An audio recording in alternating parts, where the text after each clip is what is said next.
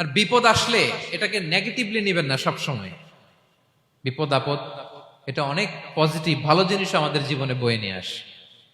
শাইখুল ইসলাম ইবনু তাইমিয়া আলাইহি রাহমা উনি বলতেন, খুব দামি কথা, খুব হেভি ওয়েট কথা, মনোযোগ দিয়ে শুনুন। তিনি বলতেন, যে নেয়ামত তোমাকে আল্লাহ থেকে দূরে সরায়, ওই নেয়ামতের চেয়ে বিপদ ভালো, যে বিপদ তোমাকে আল্লাহর দিকে ধাবিত করে।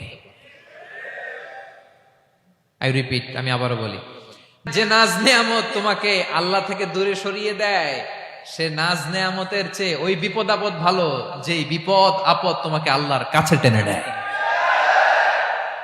তাহলে বিপদ আপদ আসলে আপনি হতাশ হবেন?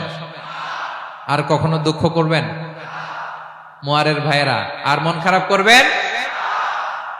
আপনি খেয়াল করে দেখেন, বিপদ আসলে আমরা আল্লাহরে ডাকি বেশি। যখন অসুস্থ আপনি খেয়াল করেন তো, আল্লাহ আল্লাহ তুমি ছাড়া বাঁচানোর কেউ নাই, আল্লাহ তুমি হেফাজত করো, আল্লাহ তুমি সুস্থ করে দাও।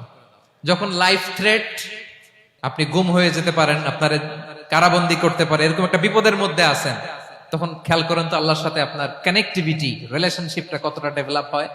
কারণ বিপদে পড়লে আমরা আল্লাহরে ডাকি বেশি। তাহলে বিপদ আপদেরও কিছু পজিটিভ সাইড বা দিক আমাদের জীবনে আছে না নাই?